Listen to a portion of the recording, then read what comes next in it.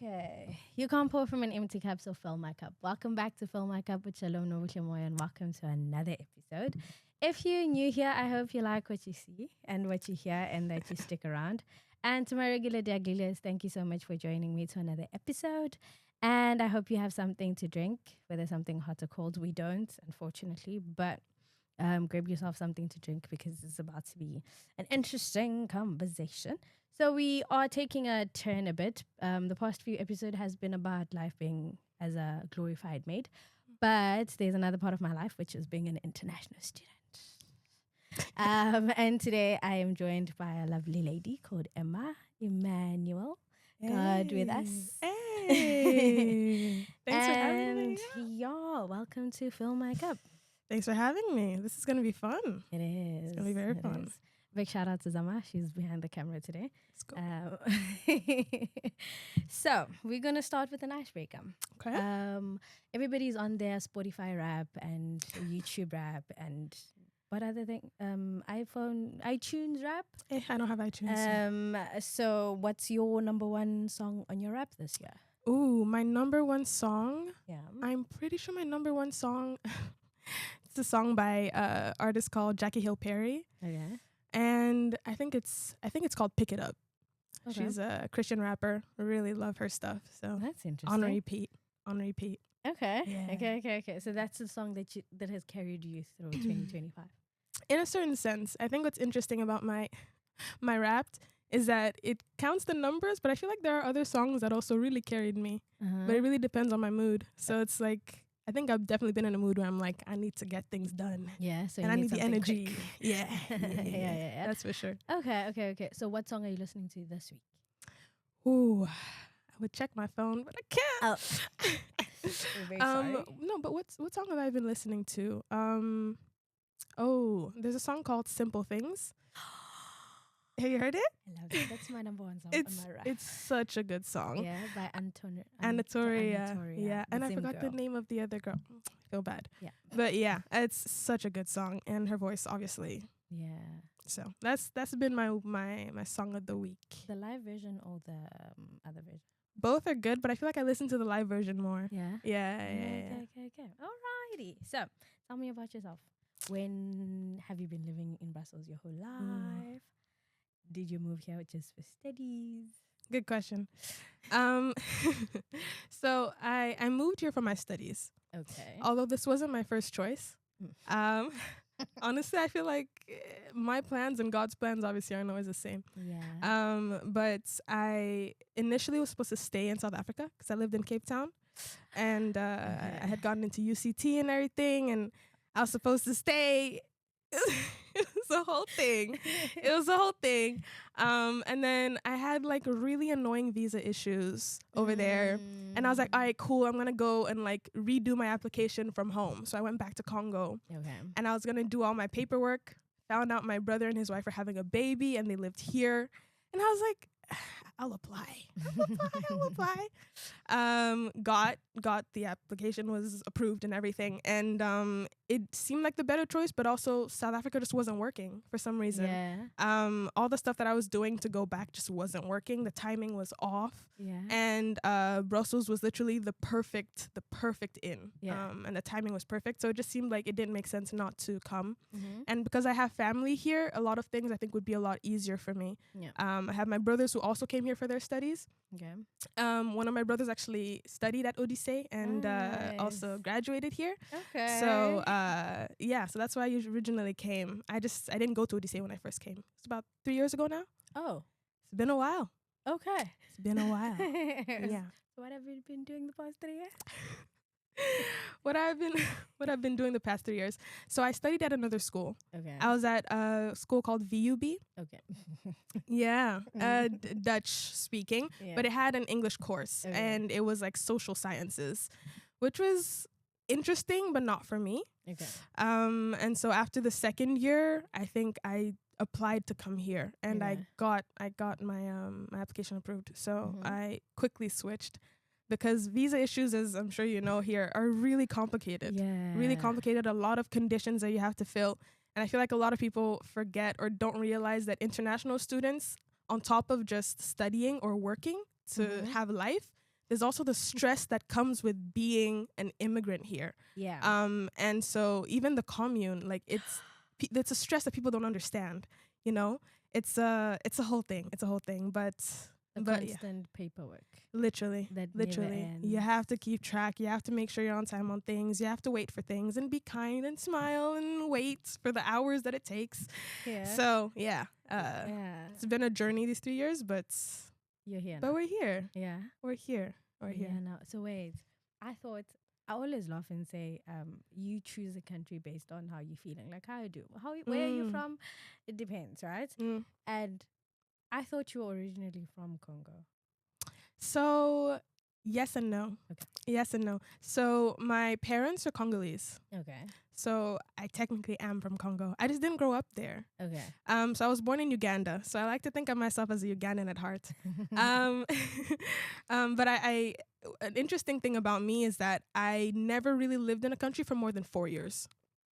So I was born in Uganda. Well, I spent 6 years in Uganda. Okay. So my first 6-7 years. Lived in Egypt. Okay. Then I moved to Ethiopia for 4 years. You're did- an international babe. Girl. Third culture kid. So yeah, I did Egypt. I did Ethiopia. After Ethiopia, I moved to Congo for the first time. Okay. And so that was also an interesting culture shock where like people expect you to know the culture because you're from there, but I'd never been. So it was the first. Then I moved to South Africa on my own, really just. Oh, Yeah, I was like 17. I did my Okay. last year in high school. Cape Town, yeah. That's nice. year of high school. Okay, girl. Moved out of the house, 17. Yeah. Yeah. Oh. Interesting time. Okay, so since you've lived in so many different places, do you still get like the culture shock? So I mean, like from Uganda to Ethiopia to South Africa to Brussels. Yeah, for sure. I think I'm just more used to it's easier for me to get used to it. Okay. I think that's a thing because culture shock for sure, especially coming here, because also it's outside of Africa, which is another thing in and of itself. Culture wise, we're talking about power distances in class. So it's a very different vibe. But I think there still is culture shock. I'm more used to adapting to them. Okay. Because if you change places and schools and meet new people so often, you learn how to adapt well, how to get along with people, how to understand people and how they are. And so I have a tendency to be able to get along with people very quickly because I kind of understand or grasp how to interact a lot easier. Yeah. Do you feel like you fit in like in Brussels, especially like in our class? Not like class, but like in our year rather. Yeah. Like, do you find it easy to fit in and to like get along with people? Because like there's like a lot of countries in one class and a lot of different religions, different personalities and all of that. Do you find it like difficult to like get along with people, make friends, not like people, not conflict? It's a good question. I think I don't find it difficult. Okay. But it's a give and take because I think there's a certain amount of surface level that I'm good at. And so getting along with people on a surface level is to a certain extent easy for me. Yeah. Especially given all the traveling and stuff. Like talking to people, working with people to a certain extent is easier. Yeah. But when it comes to deeper friendships, I think that's where it gets difficult because then you have to be very honest about certain things about yourself, be able to adapt to other people and work with other people on a deeper level, which is a lot harder. So I have had a harder time with that. Yeah. But in terms of like randomly getting along with people, I think I'm all right. I've done all right, I think. Yeah, you've survived the past 3 months. Yeah, we're surviving. I think there's also a certain privilege for me that comes with having a community outside of school, which I think is not the case for everybody, obviously, because some people travel directly here to study, and so they're meeting new people, and it's just culture shock for everything. Yeah. Whereas for me, since I've been here for like a year and a half, 2 years before starting, I have a community outside of school, and so not necessarily having my school community be like the foundation of everything that I do also helps it be a lot easier just to adapt, and when I need to do my own thing, I do my own thing.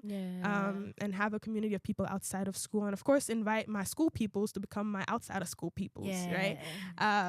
But I think it brings a certain stability to be able to have a community outside of school, and then know that you also have your community or your people that you find along the way, really along the way, because not everybody's for you either. Not everybody's for you. Yeah, definitely. not always the case. Not always the case. And what would you advise somebody who just moved here and they don't have a community outside of school, and maybe they're finding it hard to make meaningful friendships with other people and all of that? Like, what would you tell them? Oh, it depends if they're Christian or not. That's the first thing. Okay. Okay, I'm biased. I'm gonna be honest here. I'm biased. I would say join a church community. Okay. That for me is very important. When I first came, I didn't, because when I first came, I was an atheist, so I wasn't really in faith. No, I wasn't. Okay, tell me more. Yeah, it was interesting because I'm a pastor's kid. So my mom is a pastor. There was actually a video that I heard that says umfundisi akazali umfundisi, which basically means a pastor doesn't birth a pastor. But I'm listening. Tell me more. That's a whole that could be a podcast in and of itself. Wow. I'm a pastor's kid. My mom's a pastor, ordained and everything. She doesn't pastor a church anymore though. Okay. And so I really believe that your faith needs to become, your relationship with God needs to become yours. And so you can only have it be like, oh, my parents and my community and my culture for so long until it needs to become real. Yeah. And for me, it only became real about a year and a half ago now. Wow. And so I even got baptized a year ago. And I really believe that my own relationship with God only started about a year and a half ago. Because I had a lot of questions, a lot of thoughts. So yeah. I really rejected Christianity for a whole 4 years. I really, really did. And I think it was necessary to go through that, to ask yourself questions, to find the answers to those questions, to be able to then move forward and actually have a solid relationship with Christ. Yeah. So when I first moved here, I wasn't Christian. And I think I tried to find community in people that were not necessarily good for me. Okay. But I found it. So I think if I were to give advice to people who first move here, it's don't settle in with just one community when you get here. Meet people. Okay. See what works for you. Yeah. But don't necessarily just settle with one community, because if it doesn't work out with them, you'll feel alone again. You know what I mean? Which is a whole real thing as well. Yeah. Allow yourself to meet new people. Allow yourself to discover new relationships. I think only after about 6 months to a year after I moved here, I really found people that I was like, oh, okay, this might be a longer term relationship. Although I thought the friends that I had made the first few months were. Yeah. So it's definitely a lot of that. Make sure your heart is open. It's going to be a lot. Adapting to people is a lot. You're going to get hurt. You will get hurt.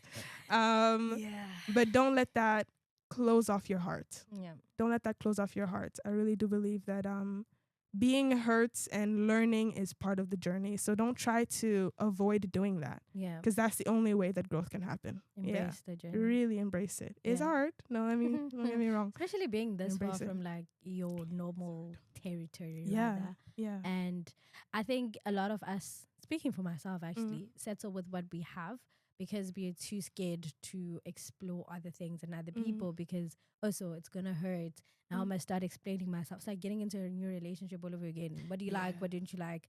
What pisses you off? What doesn't piss you off? And with friendship, it's a bit tricky, right? Because I appreciate friendship more than relationships. I appreciate, because I feel like they're genuine. But if they screw you over, it's not cute. It's painful. I feel like friendship breakups especially hurt more than relationship breakups. So I feel like that is like, find community, but don't stick to what you have and explore outside of your vicinity. What would you say? I'm going to turn it back on you. Yeah? What would you say you would have given yourself as advice now that you're a couple months in? Yeah. Because I know you've lived outside of Brussels. You've lived in Europe before. You've done other countries. But what advice would you give yourself as an international student now, which I think is a different thing from being an au pair? Yeah. You know, in addition, of course. But I think I would tell myself to not stick to the people that I know.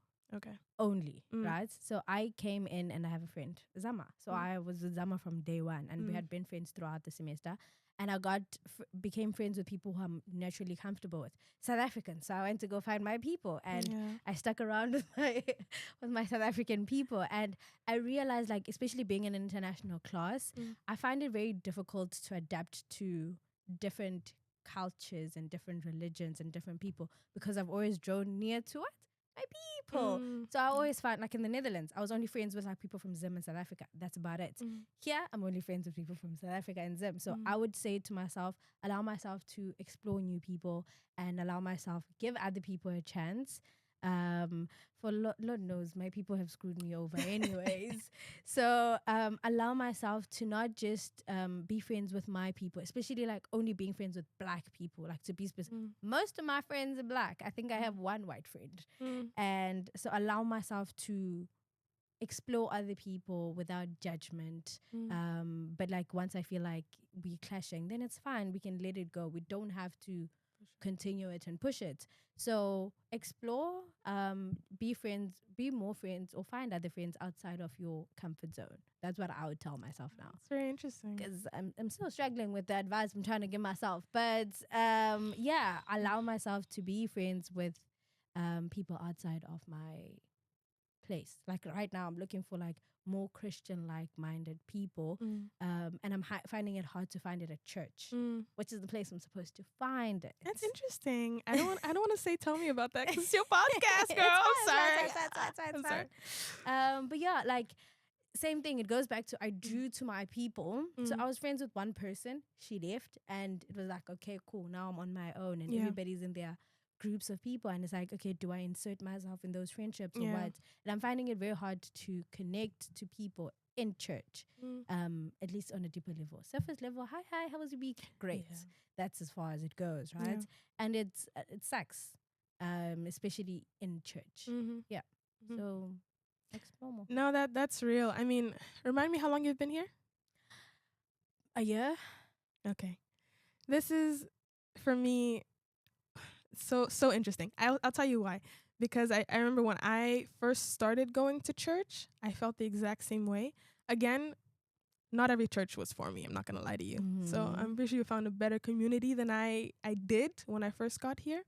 But I think it's a natural... It's going to sound weird to say this. It's a natural part. It's a natural part of church. I think it's really uncomfortable, especially for me. I'm very introverted. Yeah. And so... It was a for me. I actually legitimately am. I think I'm good at pretending to be or having my extrovert moments. Okay. Especially because like as an adult, certain parts of life, like you can't just be an introvert like whenever you want. Sometimes you gotta get stuff done. So and I think a lot of what, it's a sidetrack, but a lot of what God is asking me to do includes talking to people and needing to be social, which means I go home drained. But listen, for the kingdom.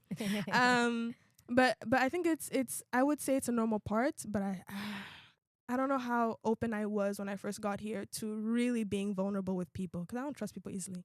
But anyway, yeah, I just found it very interesting because it's something I struggled with. I eventually was able to find people, but it took me a while. Yeah. I'm not gonna lie to you, it did take me a while, and I have a tendency to want to get things quickly, or want things to kind of work out and click quickly.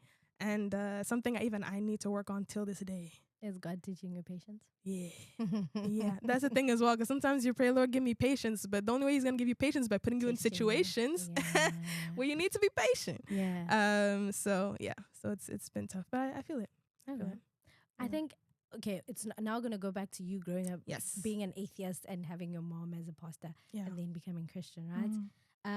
For me, I'm finding it difficult because I grew up in church. It was always been easy for me to find community and all of that. And being this far from home becomes very difficult, right?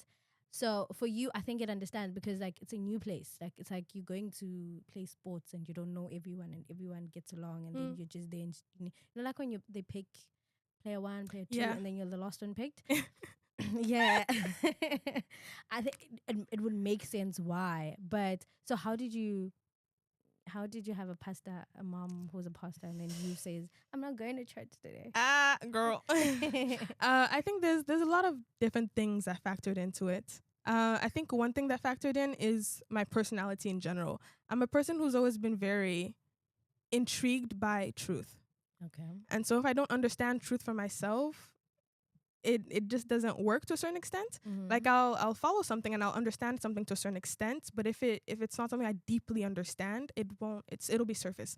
And so I think my personality of wanting to know the truth, wanting to seek the truth, asking questions was definitely part of my faith journey.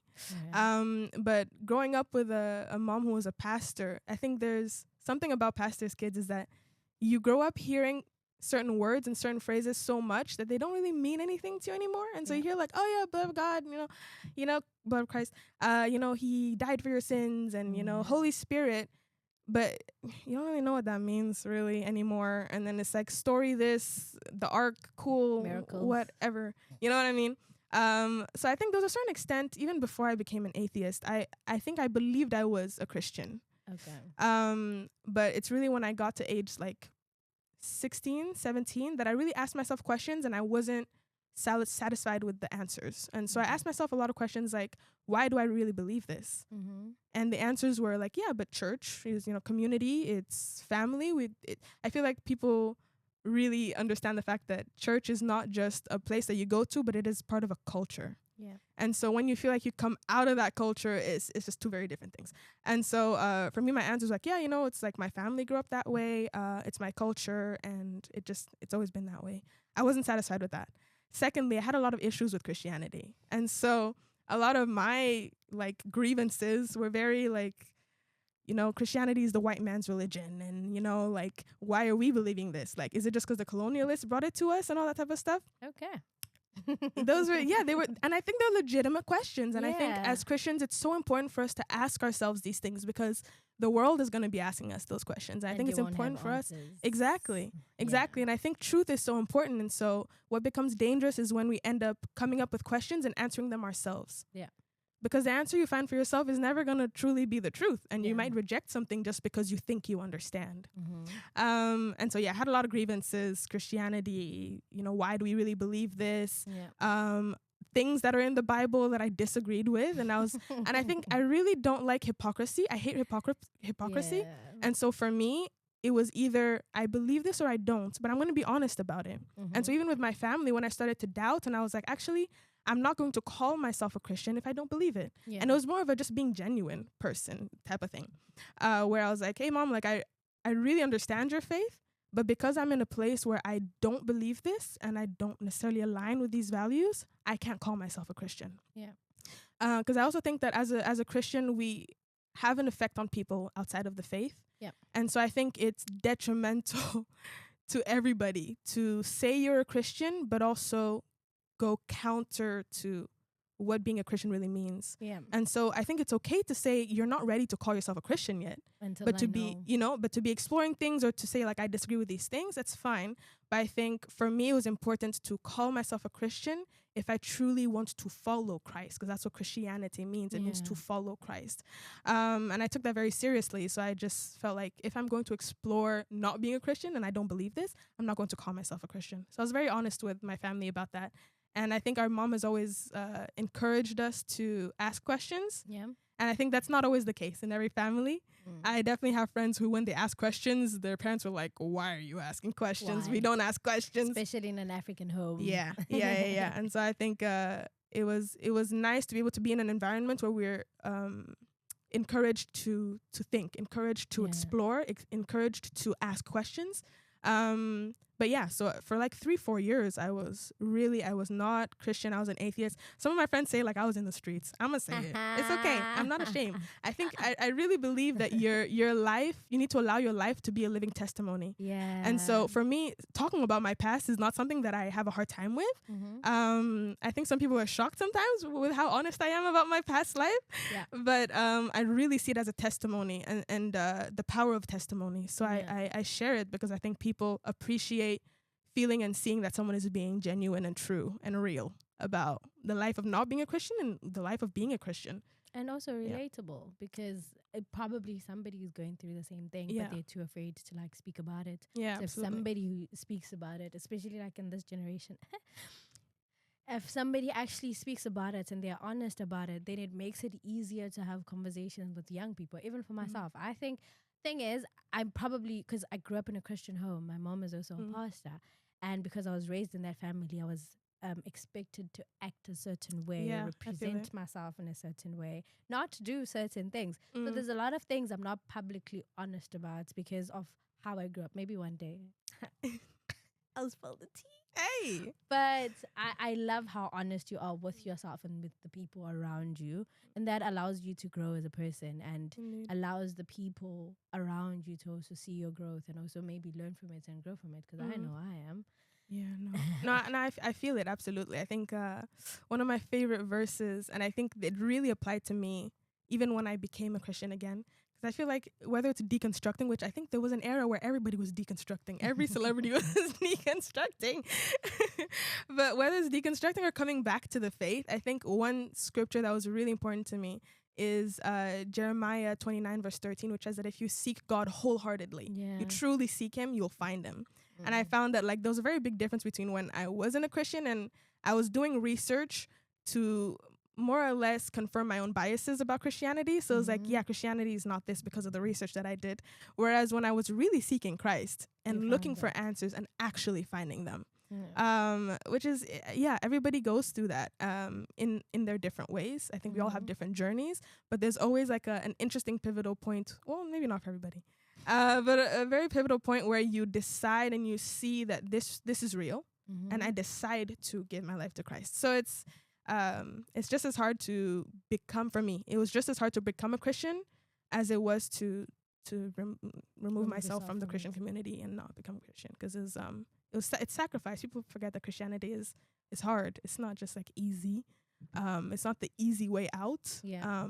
Christian life is actually very, very difficult. It's alive. It's sacrifice. Yeah.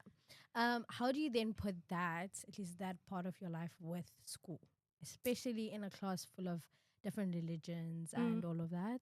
Like, I think I asked a question: how do I insert myself without inserting myself into other people's life in intercultural? And it was a thing of, she said, Professor Todd said, Christianity is how you present yourself. Like, people don't know you're Christian before you say it, but how you act and how you present yourself to other people should say a lot about your faith. So how do you then navigate that? It's a great question, actually. Sorry, I'm being professional. It's a very good question. I think it's been a journey for me that I think I'm still in the middle of, especially because I like to say I'm relatively new in my faith, although people keep fighting me about that. Because when it comes to being a student and then being very serious about your faith, is that you need to be prepared. It's going to sound so dark and cynical, but as much as Christianity is light and you want to show the light to everybody, I think it's important to be prepared for the backlash. Yeah. And so to answer your question first, I think the way that I act with people is a very big factor. And to be fair, I think like a few months ago, I was talking to a girl from school and we hang out a lot. And I was talking about something about Mondays because I do a Bible study. She was like, wait, you're Christian? She was like, really? And she was shocked, not because of my behavior, but because she was like, oh, but like, you're so cool. And that was interesting for me because I think people have this assumption that Christians are like super serious and like they're just constantly judgmental, you know what I mean? But it was just for her to see like, oh, Christians can be kind and nice and cool people that you want to hang out with. So for her, it was like, oh my gosh, like, and you're Christian? That's crazy to me. And so I definitely try to act in a way that I think is pleasing to the Lord. And honestly, people are hard to deal with, especially when you come from different cultures. Yeah. There can be a lot of clashes, which is why for me, my faith is important because it's remembering like this is a child that you created. And I will love them anyway. I will not judge. But certain moments are hard because you have conversations in classes where your differences will come out. Yeah. And then for me, it's a choice of, do I stay quiet about it? How do I handle it? I think there's a lot of discernment that has to come with that, of Yeah. knowing, what do I say? How do I say it in a way that I would hope that Christ would approach this? Yeah.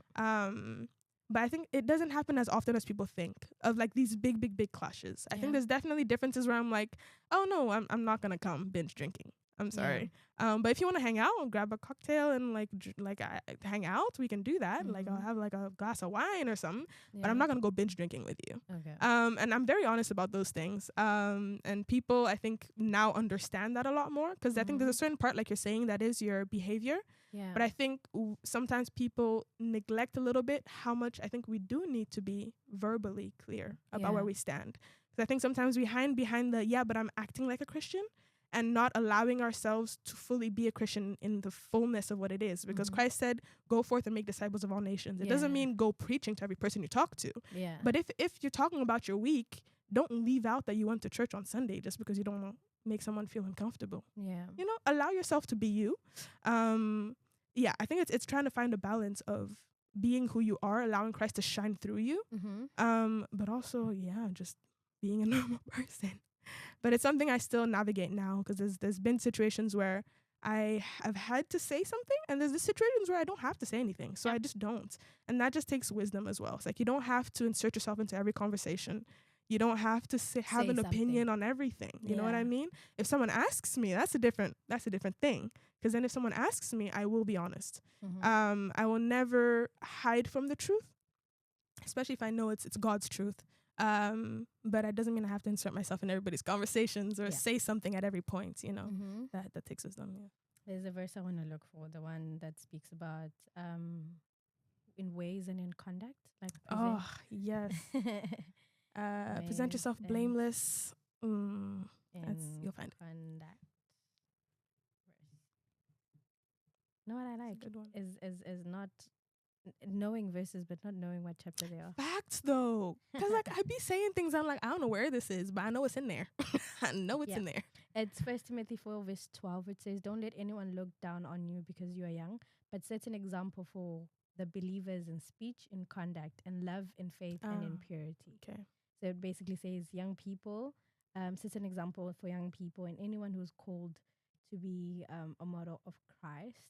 And I think in this generation, it's very hard. And for international students who are alone here and they're Christians, it's really hard. Especially like for me, it was my first time away from home, so I had all the freedom in the world, and I used all my freedom in the world. I feel that. And that really got my relationship with God on a rocky situation, because I was just telling myself, I'm moving from home, I'm seeking God for myself, and then the world is like, come here. Hey, what's up? Like, hi. I mean, you know, one drink, you know, one party, one, and it's always a small thing that gets to like one. It's just, and in some places that you're not even supposed to be in. So let's say you say they invite you for bench drinking. You're like, I don't drink. But like, no, just come through. You drink water. Yeah. But it's not necessarily the act that's doing. It's the environment that you're in that gets you in uncomfortable places. And life as a Christian, as a young person. Yeah, no, it really is tough. I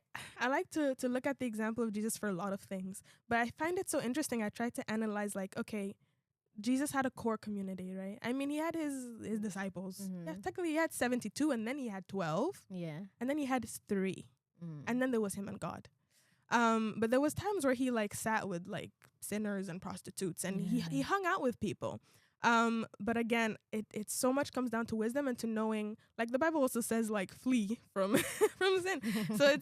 So it's not like, I'm gonna go like snort some stuff with people, but it's still being able to have people. For example, for students, you meet a lot of new people. They're not all gonna be Christians, obviously. Yeah. But it's finding the balance, which is hard sometimes. Finding the balance of being friendly and loving people and spending time with people and getting to know them, because I think that's still important. Although you should have your Christian community, it's important to be able to hang out with people outside because you have an influence on them. Yeah, we're all influencers. You know, don't get me started on that. We're all influencers in a certain capacity, because everybody you interact with, Christ can shine through you.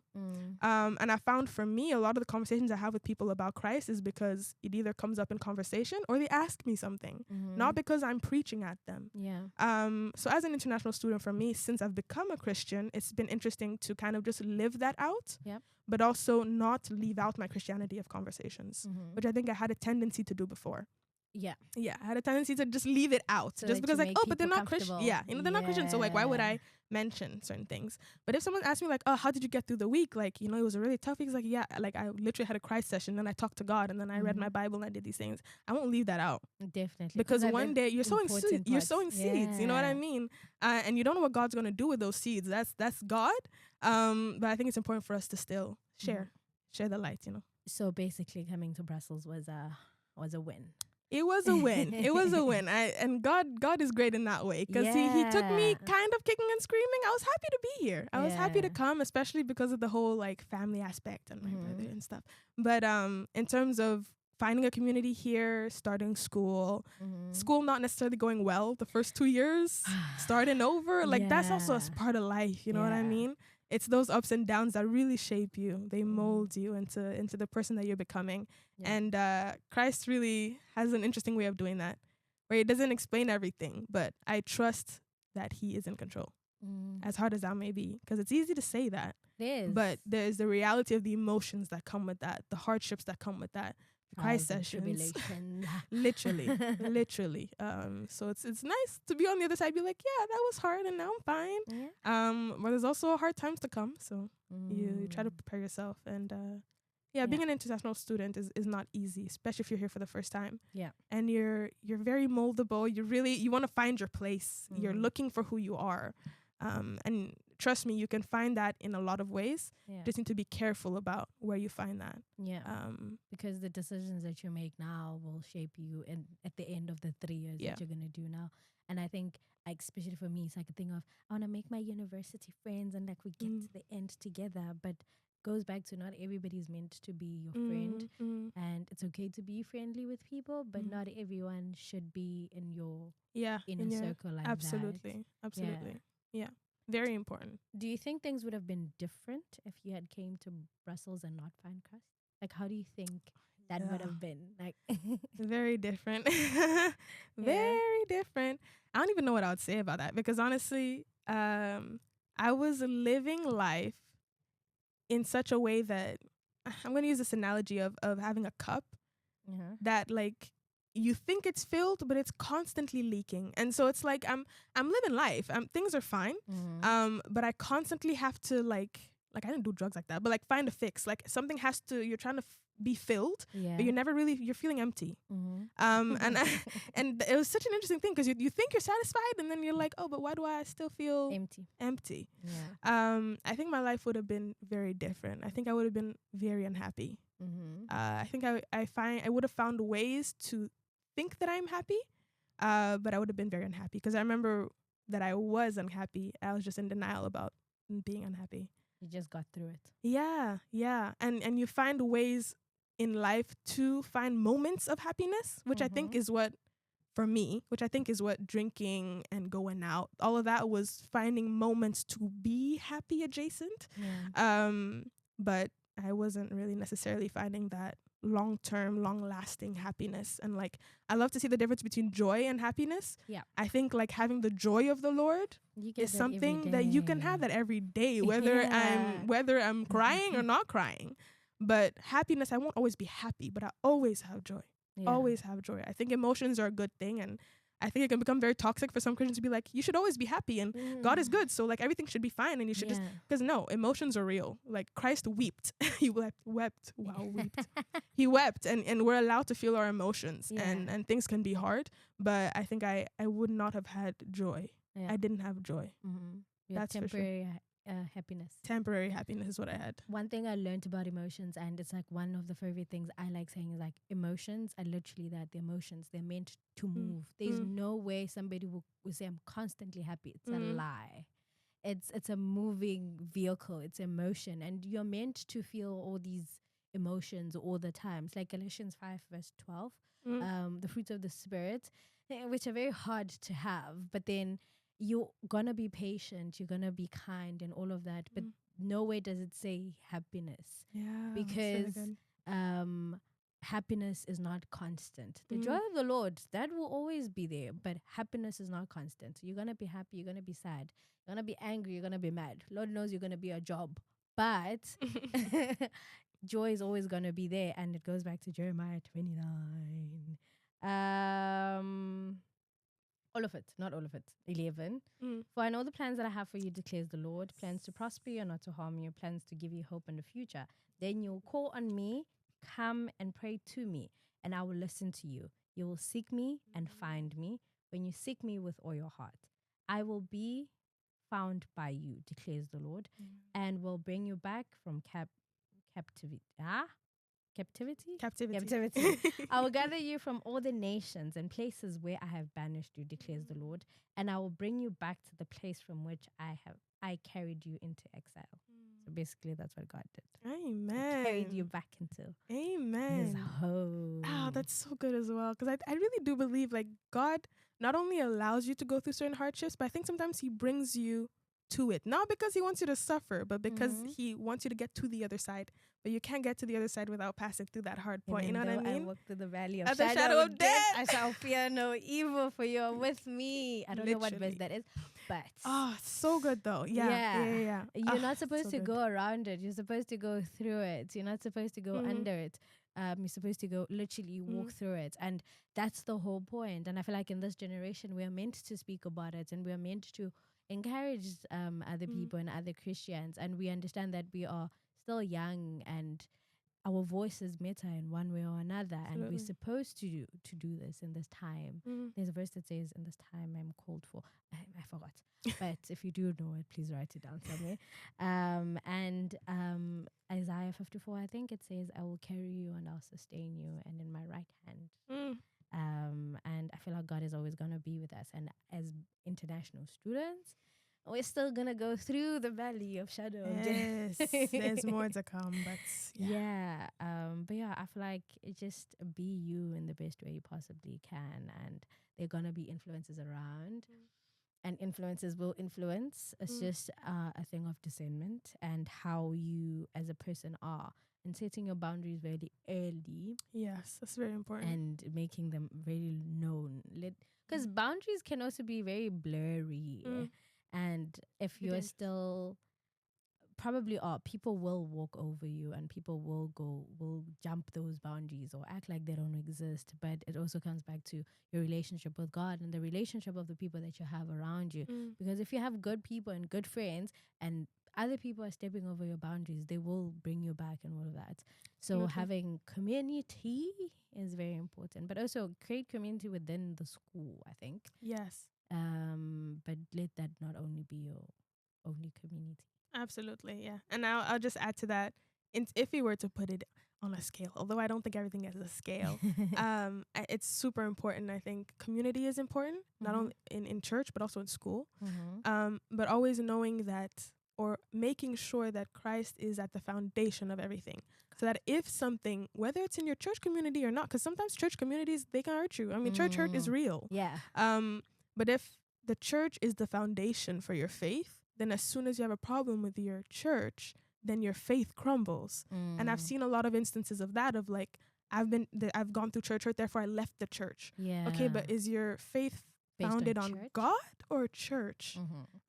So yeah, definitely build community, have a strong relationship with Christ, but first and foremost Christ. Yeah. And then build a community on top of that. And obviously you'll still have hard times, but you'll overcome it. Because the foundation is solid. Yeah. Foundation is solid. Is my firm foundation. And Yes. also enjoy being in university. Enjoy. I feel like the past 3 months, there's no enjoyment. I feel like the past 3 months have just been moving. Like, oh my gosh, the past 3 months have just been, but I feel like for me, not allow things to just move and not like pause and enjoy and all of that, even as much as it's so hard, like having a job and having to study and all of that, it's like very difficult. And it's a reality of a lot of international students. Besides the paperwork that we need to go through, there's also work hours that we need to cover so that we can sustain ourselves. But yeah, That's really good. try not to lose your mind. Yeah, that's so real though. It's like allowing yourself or forcing yourself to slow down. Yeah. Or even asking God, like, Lord, slow me down. Oh, You know the song. slow I me love down. the song. I love that song. Slow me down. Yeah, it's a good song. I Yeah. don't know how many songs we've quoted today. But yeah, definitely, because life is like this. I don't know how like months passed by like this, yet they were Yeah. also felt long. It's been a lot. Mm. And we're at the end of the year, but we're passing through it, and next year will be another whole thing. Yeah. So it's just allowing time and like slow down, enjoy the moment also, because I think, like you're saying, with studying and working and just your own life, dealing with yourself is a whole other thing, you know. And all of that on top of each other can just become like a constant back and forth, like circular thing. But allowing yourself to be like, okay, I'm just gonna stop. Yeah. I'm gonna be quiet. Yeah, it's hard, but I feel like it's a thing I've had to consciously tell myself to do, or else I'm not gonna do it. So I have to be conscious about like, okay, I'm going to stop right now. Yeah. Would you advise somebody to come study at ODC? I would. Okay. I'll say it this way. This is I not definitely a paid partnership, by the way. Yet. Yet. The power of yet. Yes.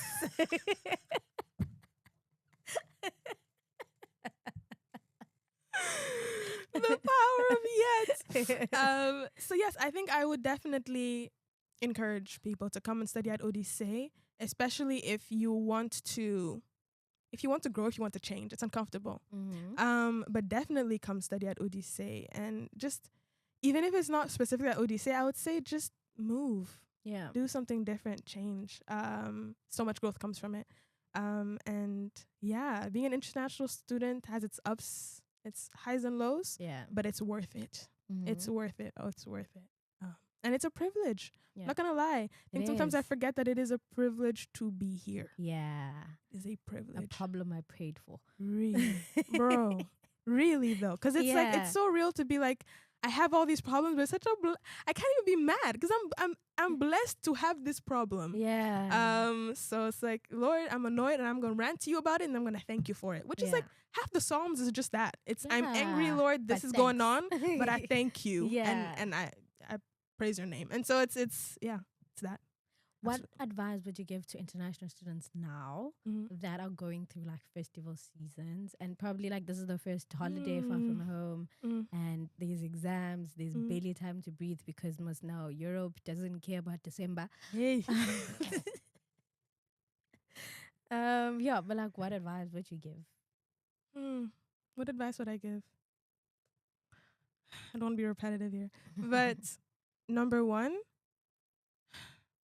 allow yourself to feel. It's going to sound weird, but allow yourself to feel in the sense that if you are feeling homesick, if you are thinking about just like home, the cold here sucks sometimes, being in your emotions, especially in this season, because everything's overlapping, right? So it's not only festival season, so home, family, all that stuff, but also school and stresses. Yeah.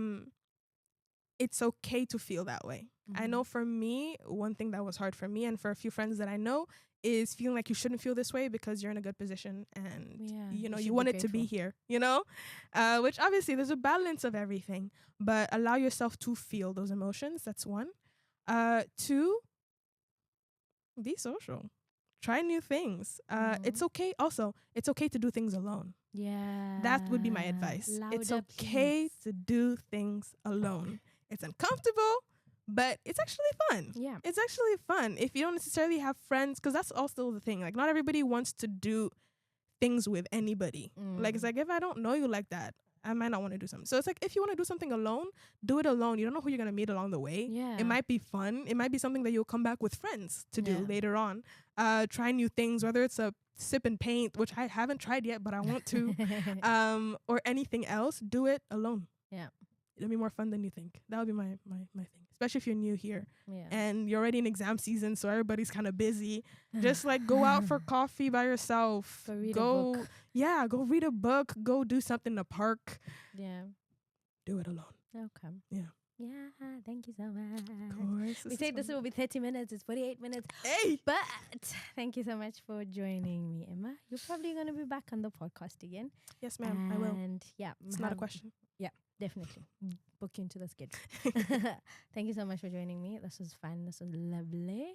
And do you want to do the closing first? No. I want to Don't watch you forget do it. to like, comment, and subscribe, and tell your friends to tell their friends to tell their friends that we're feeling our cups. And we'll join you again on the next episode. Bye.